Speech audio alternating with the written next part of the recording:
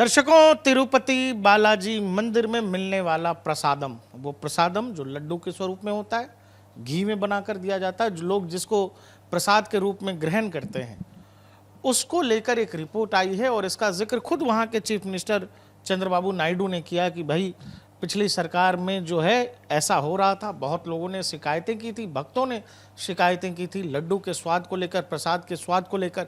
और उसके बाद एक लैब रिपोर्ट आती है जिसमें बताया जाता है कि उसमें जो घी का इस्तेमाल होता है, उस घी में बीफ फैट, लार्ड, सुअर की चर्बी और इसके अलावा फिश ऑयल का इस्तेमाल हो रहा है। और लैब रिपोर्ट्स वो खुद वहाँ के चीफ मिनिस्टर ने जारी की है। मैं आपसे एक और बात करता हूँ, और जैसे ये खबर आई दोस्तों, जिस तरह से ये खबर आई, पूरे देश में एक आपको स्क्रीन पर दिख रहा होगा कि युवाओं ने जबरदस्त प्रोटेस्ट किया। ये तस्वीरें मुंबई की है, माफ करिएगा, ये मतलब मंदिर के लिए प्रोटेस्ट नहीं है, ये लाइन लगी हुई है आईफोन खरीदने के लिए। लोगों ने जो है 21 घंटे की लाइन आईफोन 16 खरीदने के लिए इस देश का युवा लगा रहा है।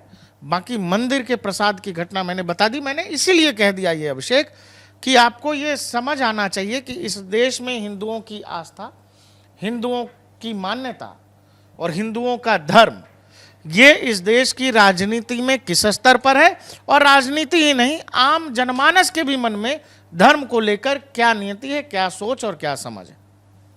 सोचिए ना, आप एक बात सोचिए, रोज लाखों लोग दर्शन करने जा रहे हैं जिस मंदिर में, पहाड़ियों पे मंदिर बना है, लाखों लड्डू रोज बनते हैं, करीब 8 लाख के करीब रोज लड्डू बन रहे हैं। और उन लड्डुओं को बनाने के बाद जब उसको भोग के लिए रखा जाता है, ऐसा तो है नहीं आपके घर जो खाना आया है, मान लीजिए आप फल खरीद के लाए, आपने उसको फल समझ के खाया, और अगर भगवान को भोग लगा दिए तो वो भोग प्रसाद समझ के खा रहे हैं आप। अब प्रसाद बनाने वाले जो प्रसाद बना रहे हैं और जो वहाँ भोग लगा रहे हैं भगवान को, तिरुपति बालाजी को जो लोग भोग लगा रहे हैं, वो क्या कह रहे हैं? वो कह रहे हैं त्वमीय वस्तु गोविंदम। वो ये मंत्र कह रहे हैं कि जो भी भगवान आपका दिया हुआ है हम आपको समर्पित कर रहे हैं। अब इसका मतलब ये नहीं है कि ये जो आप इस तरीके की चीजें मिलाकर आप इनको समर्पित कर रहे हैं। अब आप बताइए कि ये प्रसाद में इस तरीके की घटना होना, जिन जगहों पे प्याज लहसुन से लेकर तमाम चीज़ों की पाबंदी है, आप खुद समझिए सनातन धर्म में जितने भी साधु संत हैं, आप किसी भी साधु संत का नाम लीजिए, प्रेमानंद महाराज से लेकर तमाम लोग जो हैं वो क्या कहते हैं, हम लोग रजोगुण तमोगुण का नहीं, प्याज लहसुन नहीं खा सकते इसी वजह से। तो आप बताइए कि ये मंदिरों में मांस मदिरा ले जाने वाले लोग कौन हैं? क्या इन लोगों की हिम्मत कभी हुई दूसरे धर्म को लेकर इस तरीके से ठेस पहुंचाने की? और दूसरे धर्म की भी बात नहीं है, बात यह है कि हिंदुस्तान दुनिया का इकलौता ऐसा देश है जहां सब लोग आ रहे हैं, रह रहे हैं, आगे बढ़ रहे हैं, उनकी सांस्कृतिक प्रगति हो रही है, आर्थिक प्रगति हो रही है, सामाजिक प्रगति हो रही है। ऐसे में बार बार मैं मतलब आप बंगाल में दुर्गा पूजा ले लो, कहीं कोई रामनवमी का जुलूस ले लो, कोई हिंदू पर्व त्योहारों से जुड़ी हुई रैली ले लो, कहीं पत्थरबाजी हो जाती है, कहीं कुछ हो जाता है। अब तो ऐसा लगता है कि ये शायद आम जनजीवन का जैसे वो हो गया, हिस्सा हो गया, दैनिक रूटीन है। हम आप खबरों में पढ़ते हैं, अखबारों में पढ़ते हैं, न्यूज़ चैनलों पे हम भी खबर दिखाते हैं, बात आई गई हो जाती है। अब बताइए, तिरुपति जैसा मंदिर, लाखों करोड़ों लोग वहाँ जा रहे हैं, पूरे देश से जा रहे हैं, क्या क्या है लड्डू में? तो फिश ऑयल है, सुअर की चर्बी है, और क्या है तो जी बीफ, गो मांस तक मिला हुआ है अभिषेक उसमें। नहीं, ये मिलाने वाले लोग कौन हैं ये भी तो सोचिए आप।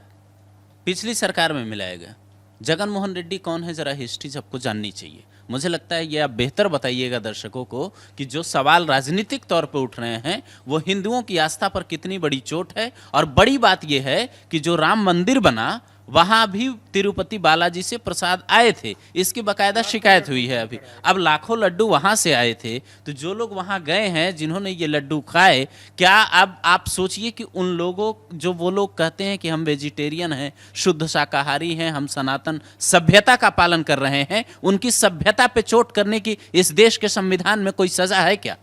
आप तिरुपति बालाजी मंदिर के वेबसाइट पे जाइएगा, वहाँ जो ट्रस्ट के मेंबर्स होते हैं, ट्रस्टीज होते हैं, उनकी डिटेल आप देखिएगा तो वहाँ कुछ नहीं दिखेगा। वो कुछ इलेक्शन का नाम लेकर के उन्होंने बंद किया हुआ है, कोई नाम ही नहीं वहाँ दिखता है।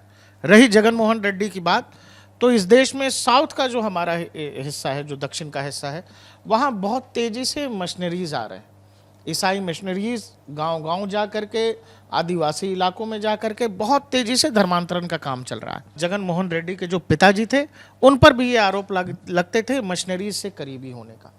जब उनकी सरकार थी जगन की के पिताजी की, उनके बाद इनकी गिरफ्तारी हो गई, तो उन्होंने बालाजी मंदिर प्रांगण के अंदर ईसाई सिंबल्स, बहुत सारे क्रॉस और उस तरह की आकृतियों का बाकायदा निर्माण करा दिया था। वो प्लास्टर ऑफ पेरिस जो होता है उसका निर्माण करा दिया गया था। बाद में बहुत ज़्यादा बवाल हुआ, बीजेपी संघ ने इन सब ने बवाल काटा, तो बाद में वो तोड़ करके हटाया। आप ये समझ लो कि इस देश में हिंदू आस्था, हिंदू धर्म, धार्मिक वो जो भी ग्रंथ हैं आपके, उस पर कोई बकवास कर जाएगा, धर्म पर कोई कहानी बना जाएगा, कोई फिल्म बना जाएगा, कोई शंकर जी के साथ कुछ फिल्मों में दिखा जाएगा। ये सब करना बहुत आसान है। वो इसीलिए कि लोग तो यहाँ आईफोन की लाइन में लगे हैं अभिषेक, लोगों को इससे कोई चिंता ही नहीं है कि आपकी किस तरह से मानसिक क्षरण आपकी संस्कृति का, और आपको कैसे एक आपकी संस्कृति के साथ साथ आपका डीएनए ही एक तरह से करप्ट किया जा रहा है। आप अपनी सभ्यता, अपनी धर्म से जितना विमुख होंगे, दूसरों के लिए काम उतना आसान हो जाएगा। हाँ, आप सोचिए ना, जिस मंदिर के बारे में कह रहे हैं कि कोई डिटेल नहीं है, कौन प्रसाद बना रहा है, मैं बताता हूँ उस बारे में। वहाँ जो लोग हैं उसमें ये क्लॉज नहीं है, जो कमेटी बनी थी प्रसाद बनाने वाली, उसमें ये नियम नहीं है कि केवल हिंदू ही प्रसाद बनाएंगे। अब उसमें प्रसाद बनाने वाले मुस्लिम, ईसाई सब हो सकते हैं। जो आप कह रहे हैं कि मंदिर के अंदर ईसाई वाले क्रॉस लगाए गए, कई निशान लगाए गए, तो ये वाला नियम भी मुझे लगता है जगन मोहन रेड्डी के पिता ने लाया होगा, या फिर उससे पहले की सरकारों ने किया होगा। तो अगर प्रसाद, अगर आप सोचिए कि वक्फ बोर्ड में अगर कोई हिंदू नहीं हो सकता उसका हेड, बाकी तमाम जो बोर्ड हैं अलग अलग धर्मों के, उसमें अगर गैर धर्म के लोग नहीं हो सकते, तो मंदिर के अंदर शुद्ध सात्विक प्रसाद जहां बनता है वहां दूसरे धर्म के लोग कैसे हो सकते हैं? बाकायदा निजी कंपनी को ठेका दे दिया गया, जो राज्य की इकाई थी दूध वाली, उसको छोड़ करके एक निजी कंपनी AR फूड्स से उसको दे दिया गया ठेका, और उसी पर ये आरोप है कि उसने जो है इस तरह से काम किया है। दूसरा, जैसे आप वक्फ बोर्ड कह रहे हो, पवन कल्याण है, डिप्टी CM है वहाँ के, उन्होंने इस मामले के आने के बाद कहा एक तो जांच करिए, और उन्होंने बाकायदा बहुत डिटेलिंग के साथ लिखा है कि भाई इस देश में जितने भी मंदिर हैं उनसे जुड़ा एक बोर्ड होना चाहिए, सरकारों का नियंत्रण खत्म होना चाहिए। आप उत्तर प्रदेश में जैसे योगी आदित्यनाथ हो, या फिर मोहन यादव हो, या असम में हेमंता बिश्व शर्मा हो, कुछ उसी तरह की लीडरशिप, और एकदम यहाँ से क्लियर है वो आदमी पवन कल्याण। उसने साफ कहा है कि भाई बोर्ड दो।